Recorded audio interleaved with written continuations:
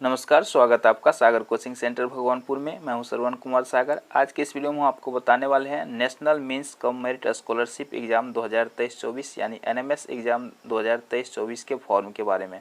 जी हां, काफ़ी सारे स्टेट में एनएमएस का फॉर्म भरा जा चुका है और भरा भी रहा है, जैसे कि मध्य प्रदेश, छत्तीसगढ़, मेघालय, पश्चिम बंगाल, महाराष्ट्र, इन सभी राज्यों में फॉर्म भरा रहा है।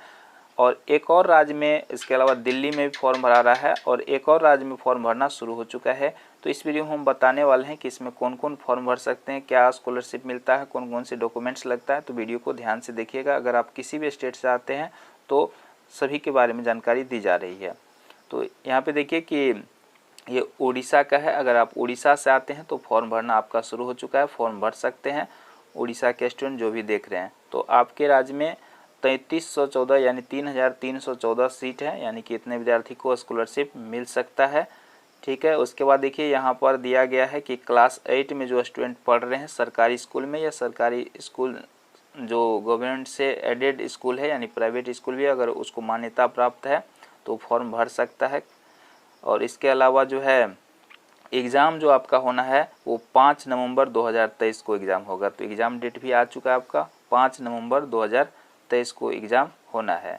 उसके बाद अगर एग्ज़ाम यहाँ पे देखते हैं, national means merit scholarship 2023-24 shall be, देखिए यहाँ पे 1 स्टेज दिया है। 1 स्टेज का मतलब एक ही बार परीक्षा होगा, दोबारा परीक्षा नहीं देना है, और एक ही बार में अगर आप पास कर जाते हैं तो आपको स्कॉलरशिप दी जाएगी। ठीक है। इसके बाद देखिए एग्जामिनेशन फ़ी, यहाँ पे कोई फ़ी नहीं लगता है। ठीक है, सिर्फ आप ऑनलाइन करा लीजिएगा, इसमें कोई भी पैसा नहीं लगेगा। ऑनलाइन करने वाला जो कंप्यूटर वाला होगा वो कुछ चार्ज ले सकता है, लेकिन सरकार की ओर से कोई पैसा नहीं लिया जाता है। अगर बात करते हैं कि कौन फॉर्म भर सकता है, तो यहाँ पे देखिए 55% मार्क जिसको है क्लास 8 में, तो वो फॉर्म भर सकता है। ये जो 55% मार्क है ये जनरल और BC OBC वाले के लिए है। ठीक है। उसके बाद 50% मार्क से ज़्यादा होना चाहिए कम से कम, तो SC ST वाले के लिए और PH वाले के लिए। ठीक है। तो इससे ज़्यादा अगर मार्क है तो आप फॉर्म भर सकते हैं, इससे कम होगा तो नहीं भर सकते हैं।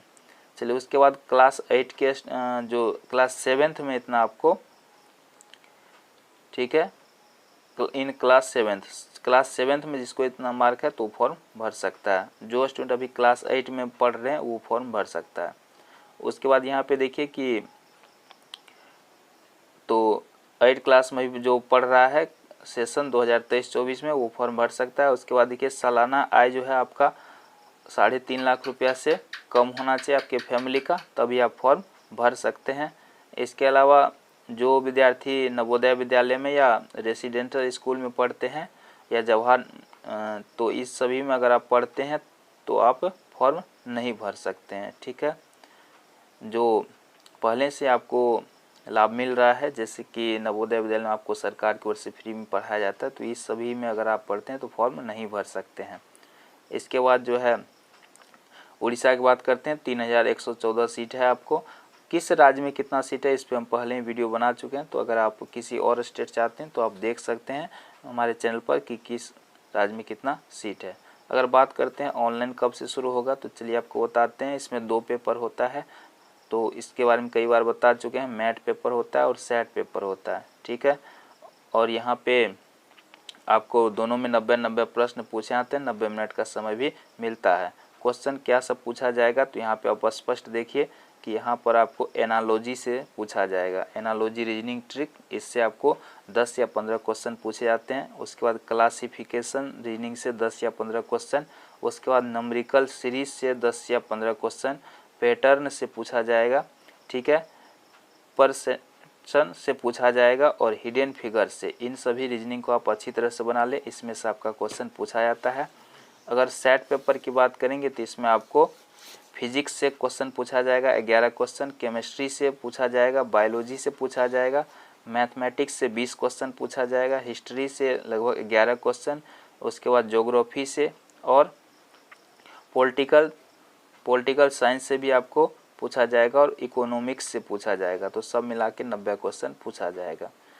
उसके बाद सिलेबस की बात करते हैं। यहाँ पे देखिए स्पष्ट दिया है नो सिलेबस, यानी कोई सिलेबस नहीं होता है एनएमएस एग्ज़ाम के लिए। इसमें जो है आपको क्लास 7 और क्लास 8 के लेवल से आपको क्वेश्चन पूछा जाता है। इसके बाद यहाँ पे देख लीजिए पास करने के लिए क्या प्रोसेस है। अगर आप जनरल या SC BC में आते हैं तो आपको 40% मार्क चाहिए कम से कम, ठीक है। और इसके बाद जो है दोनों पेपर में 40% ज़्यादा चाहिए। उसके बाद यहाँ पे देखिए SC ST कैटेगरी में आते हैं तो आपको 32% चाहिए दोनों कैटेगरी में, ठीक है। दोनों पेपर में पास करना ज़रूरी है। उसके बाद यहाँ पे देखते हैं कि अगर सीट से अधिक विद्यार्थी पास करता है तो मेरिट लिस्ट भी बनता है, मेरिट में भी आपका नाम आना चाहिए।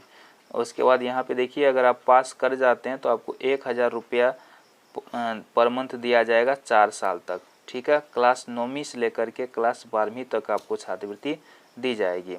इसके लिए आप पास करने के बाद जो है NSP पोर्टल पर ऑनलाइन अप्लाई भी करना होगा। चलिए ये जानकारी आपको दे चुके हैं। इसके बाद यहाँ पे देखते हैं और कुछ भी आपको, चलिए कब से कब तक फॉर्म भर सकते हैं वो बता देते हैं आपको। चलिए यहाँ पे जो टाइम शेड्यूल दिया गया है तो 5 अगस्त 2023 से 31 अगस्त 2023 के बीच में आप ऑनलाइन आवेदन कर सकते हैं। और इसके बाद आपका एडमिट कार्ड जो डाउनलोड होगा वो 25 सितंबर 2023 से लेकर 5 नवंबर 2023 के बीच में आप 25 अक्टूबर 2023 से 5 नवंबर 2023 के बीच में आप एडमिट कार्ड डाउनलोड कर पाएंगे। एग्ज़ाम जो है आपका 5 नवंबर 2023 को होने जा रहा है, ठीक है। तो अगर आप तैयारी करना चाहते हैं तो हमारे चैनल को सब्सक्राइब जरूर कर लीजिएगा। वीडियो अच्छा लगा तो लाइक करें, अपने दोस्तों के साथ शेयर करें। जय हिंद।